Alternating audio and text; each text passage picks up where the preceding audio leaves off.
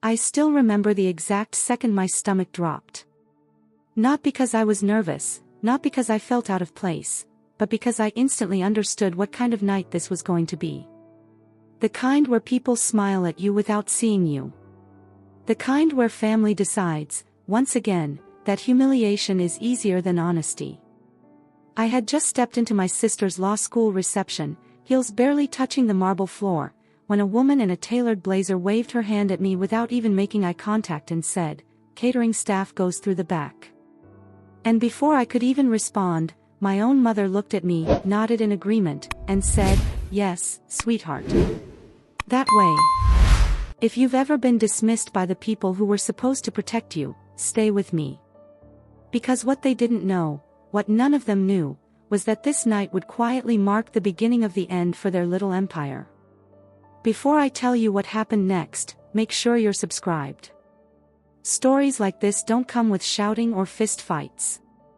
They come with patience, precision, and consequences. My name is Simone. I'm the oldest daughter. The one who was always too serious, too quiet, too ethical for my family's taste. My sister Ebony was the star, the one they invested in, the one they bragged about, the one whose law school acceptance became a family victory parade. I, on the other hand, was the inconvenient reminder that intelligence without obedience was a threat. What no one at that event realized was that I wasn't just another guest. I wasn't staff. I wasn't help. I wasn't lost. I was a lawyer too. But unlike my sister, I didn't need applause to validate me. The reception was extravagant. Crystal glasses, catered food, professors in expensive suits, donors laughing loudly about justice and ethics while sipping champagne. And there I was, standing near the kitchen door, holding a tray I never asked for, while my father Desmond proudly introduced Ebony as the future of our family. Patrice, my mother, smiled like a queen surveying her kingdom, pretending she didn't know me. At one point, Ebony's boyfriend's father leaned over and whispered, not quietly, "Make sure the cleaning lady stays out of the photos." I smiled. Not because it didn't hurt. It did. It burned. But I had learned something a long time ago: silence isn't weakness. It's strategy. If you're still watching, tap like. Because what happened next wasn't loud, it was surgical. As the dean began announcing special recognitions, I felt my phone vibrate. A message from Jamal. One word, ready. See, while my family was busy playing pretend, I had been working.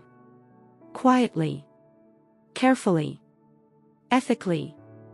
I had uncovered financial inconsistencies tied to donations my parents had funneled through shell accounts, donations that weren't exactly clean. The same money funding Ebony's scholarship spotlight. When the dean cleared his throat and said, "We also have a special guest tonight," I felt the room shift. Someone whose work in legal ethics has recently assisted in an ongoing federal review. That's when he said my name. Not Simone the daughter. Not Simone the disappointment. Simone the attorney. The room went silent. My mother turned pale. My father froze. Ebony's smile collapsed in real time. I stepped forward, handed the tray back to the woman who had mistaken me for staff, and walked straight to the stage. I didn't expose them publicly. I didn't shout. I didn't accuse. I didn't need to. Justice doesn't need an audience to be effective. If this story is resonating with you, comment, "Stay classy." Because that's exactly how this was done. Over the following weeks, investigations unfolded. Donations were questioned. Accounts frozen. My parents' carefully built image cracked under the weight of truth. Ebony graduated, yes, but without the golden halo they had bought for her. And me? I walked away lighter. I didn't destroy them. I let them face themselves. That's the thing no one tells you: the most powerful revenge is living so cleanly that corruption can't survive near you. If you've ever been underestimated, mislabeled, or treated like you didn't belong, this story is for you. Subscribe for more stories where dignity wins, silence speaks, and justice arrives right on time. Because sometimes, the moment they finally hear your name, it's already too late for them. When people think humiliation happens in a single moment, they're wrong. It's never just one sentence, one look, one insult. Humiliation is a pattern. It's years of being quietly minimized until one night makes everything impossible to ignore. That law school reception wasn't the first time my family treated me like I didn't belong. It was simply the first time they did it in public, surrounded by people who believed they stood for justice, fairness, and integrity, words my parents loved to repeat but never practiced. Long before that night, there had been faculty dinners I wasn't invited to, study groups I was too busy to join, introductions that skipped my name entirely. Whenever I asked why, my mother Patrice would smile tightly and say, "Let's not confuse people, Simone. Tonight is Ebony's night." As if my existence was noise. As if my education, my work, my discipline were inconveniences. And the worst part wasn't that strangers believed I was staff. The worst part was realizing my family had trained them to see me that way. If you've ever been the sibling who was quietly erased to protect someone else's shine, you know exactly what I mean. I didn't confront anyone that night. Not when my father Desmond laughed too loudly at jokes made by donors who thought ethics was a branding tool. Not when Ebony avoided my eyes like she knew, deep down, that her success was built on something unstable. I stayed still. Observant. Calm. Because while they were performing, I was counting. Counting inconsistencies. Counting lies. Counting how often people spoke about justice while benefiting from corruption. And here's something people don't like to admit: law school doesn't just teach law. It teaches power. Who gets protected? Who gets erased? Who gets listened to? I learned early that the loudest voices weren't always the most honest, just the most funded. If this is hitting close to home, take a second to like this video. Not for me, for every person who's been quietly sidelined in rooms they worked just as hard to enter. The investigation didn't explode overnight. Real justice rarely does. It unfolds slowly, methodically, like pressure building behind a dam. Bank records don't lie, even when people do. Donation trails don't disappear just because families pretend they're respectable. And eventually, questions started being asked in places my parents couldn't charm their way out of. When subpoenas arrived, my mother called me for the first time in months. Her voice was soft, almost unfamiliar. She asked if I knew anything about what was happening. I told her the truth, calmly, that I had submitted facts, not accusations. That the law didn't care about intentions, only actions. She cried. I didn't. Because I had already mourned the parents I never truly had. Meanwhile, Ebony spiraled. Law school teaches you to argue, not to self-reflect. She blamed professors. Then classmates. Then me. She told anyone who would listen that I was jealous, bitter, unstable. But the problem with lies is that they require constant maintenance. And truth. Truth just waits. If you're still watching, comment, "Truth always surfaces." Because it does, every single time. When the formal hearings began, I didn't sit in the front row. I didn't need visibility. I needed distance. I watched from the back as reputations unraveled without me saying a word. My parents weren't villains in a movie, they were something worse.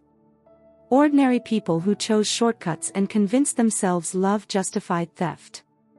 When the ruling came down, it wasn't dramatic. No gasps.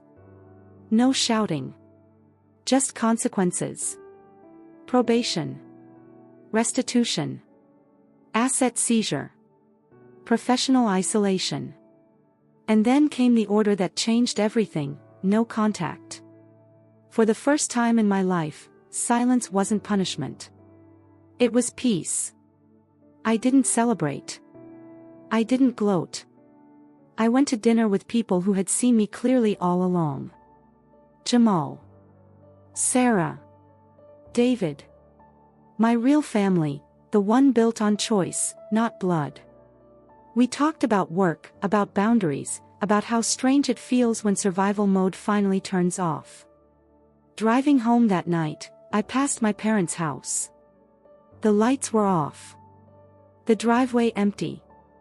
The illusion gone. And I realized something profound: power doesn't announce itself. It removes itself. If this story resonates with you, subscribe. Because stories like this aren't about revenge, they're about reclaiming identity. Today, when people hear my name in professional spaces, there's no confusion. No assumptions. No kitchen doors pointed out. And when I speak to young women entering law school, especially women of color, I tell them this: your dignity is not negotiable, and silence, when chosen wisely, can be the sharpest tool you own. They treated me like the help. Until they heard my name. And by then, the story was already over. There's a strange moment after public humiliation that no one talks about. It's not anger. It's not sadness. It's clarity. The kind that strips away excuses you didn't even realize you were still making.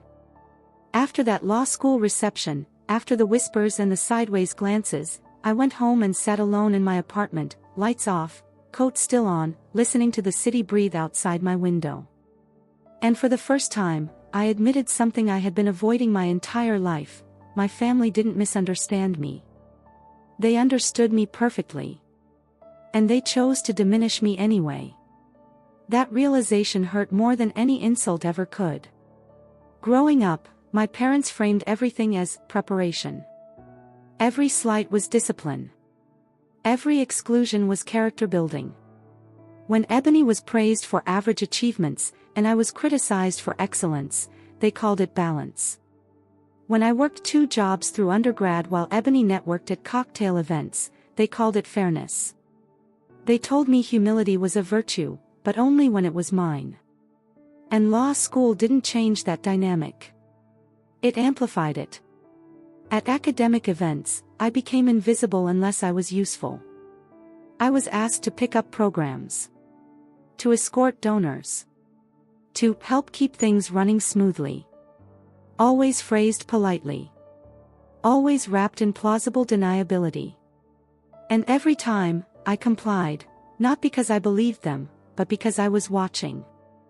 Learning. Mapping power the way lawyers are trained to do. If you've ever felt underestimated in a professional space, understand this: underestimation is a gift if you're patient enough to use it. The first real crack appeared when a visiting professor pulled me aside after a symposium. He asked why I hadn't applied for a fellowship he assumed I was already shortlisted for. When I told him I hadn't even known it existed, his expression shifted. Confusion first. Then concern.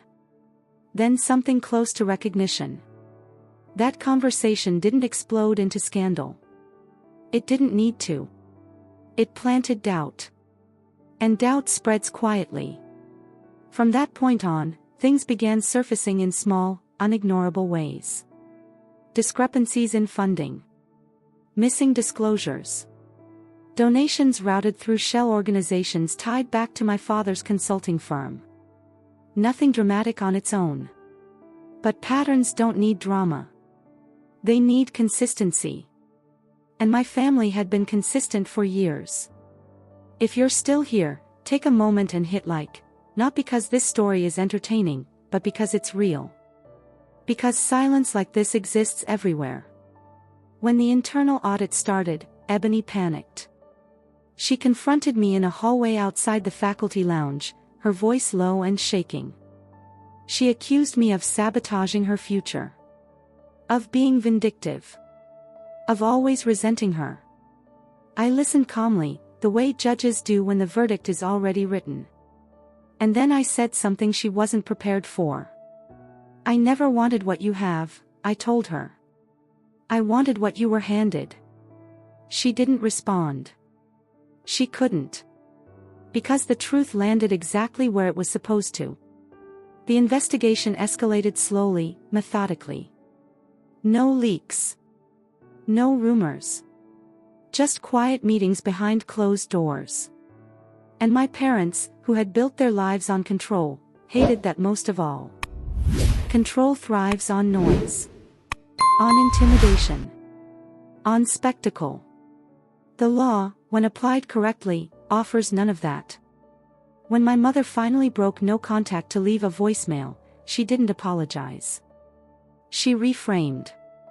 She always did. She talked about family legacy, about sacrifices, about how everything we did was for you girls. I listened once. Just once. Then I archived the message. Not deleted. Archived. Evidence doesn't get erased. It gets filed. The day the disciplinary board released its findings, I was sitting in a modest bistro with Jamal, eating soup and bread like any other night. No champagne. No ceremony. My phone buzzed. One message. One sentence. It's done. That was it. No fireworks. No confrontation. Just resolution. And the aftermath? That's the part people don't warn you about. The emptiness that comes when the fight ends. When the enemy collapses under their own weight and you're left standing, intact but changed. I didn't feel victorious. I felt free. Free from explanations. Free from justification. Free from the exhausting hope that one day my family might finally see me. I didn't need them to see me anymore. If this resonates, subscribe. Because stories like this aren't about winning, they're about surviving with your integrity intact. Months later, I was invited back to that same law school, not as staff, not as family, but as a speaker. They introduced me with my full title. My full credentials. My full name. I walked across that stage slowly, deliberately, meeting eyes without flinching. Some people recognized me. Some didn't. It didn't matter. I spoke about justice as practice. About restraint. About knowing when to act and when to wait. And when I finished, the room stood. Not for my story, but for what it represented. What people never tell you is that after justice arrives, life doesn't suddenly become loud or glamorous. It becomes quiet. And that quiet can feel unsettling if you've spent years surviving chaos. After my name echoed through that auditorium and the applause finally faded, I walked back to my seat and sat very still, hands folded, heart steady. I wasn't shaking. I wasn't overwhelmed. I felt grounded in a way I never had before. The version of me who used to apologize for existing didn't make it into that room. But the echoes didn't stop there. In the weeks that followed, emails started arriving. Former classmates who suddenly remembered my kindness. Professors who had once overlooked me now asking if I'd consider mentoring students. Invitations to panels. Requests for commentary. All polite. All professional. All a little late. I didn't reject them out of bitterness. I accepted selectively, intentionally, the way someone does when they finally understand the value of their time. That law school had been a battlefield long before it became a stage. I remembered my first year vividly. The cold lecture halls. The way voices dropped when I entered study groups. How Ebony's name was spoken with admiration while mine was followed by silence. Once, during finals week, a faculty assistant mistook me for custodial staff and asked me to unlock a supply closet. I corrected her gently. She laughed nervously and said, "Oh, you just carry yourself so efficiently." That sentence stayed with me for years. Efficient. Useful. Replaceable. And I let them believe it. Because while they were watching Ebony climb socially, I was learning procedure. While they were networking, I was reading case law at dawn. While they dismissed me as background, I was memorizing how institutions actually fall, not through outrage, but through documentation.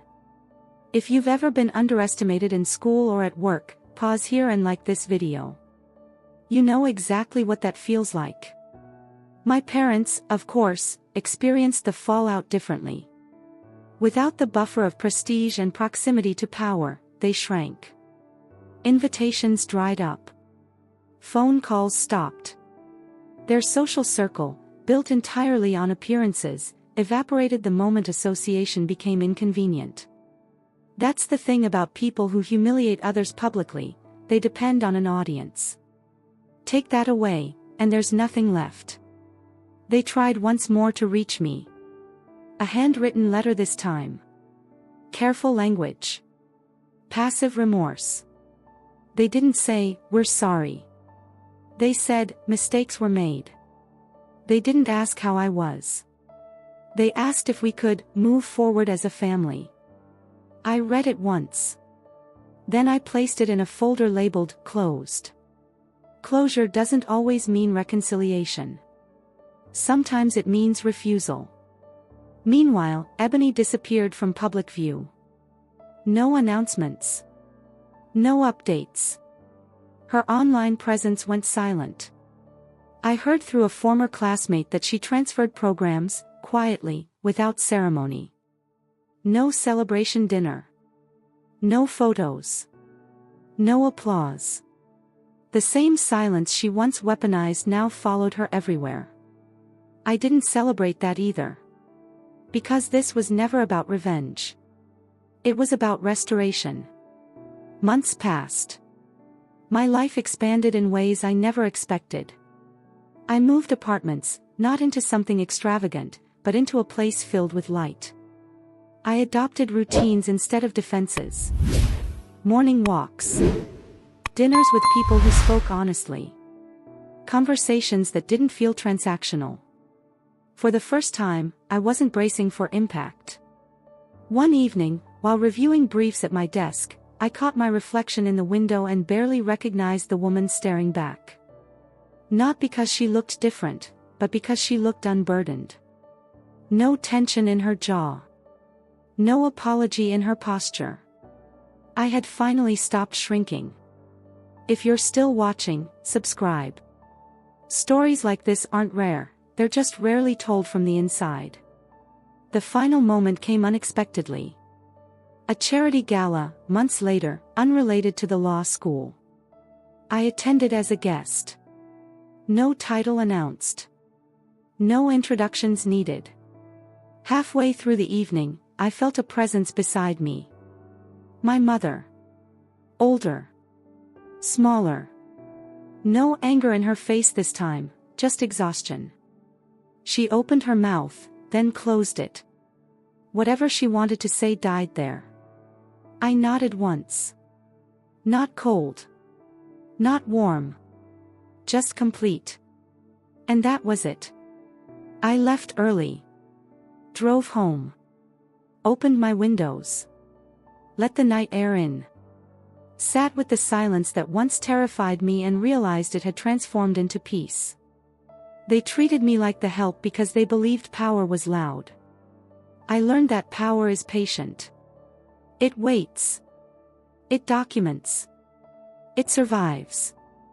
And when your name is finally called, not in anger, not in defense, but in truth, it doesn't need to shout.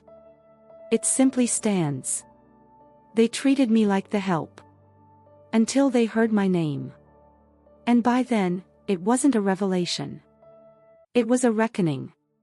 The strange thing about winning is that no one teaches you how to live afterward. There's no ceremony for the moment you realize the war is actually over.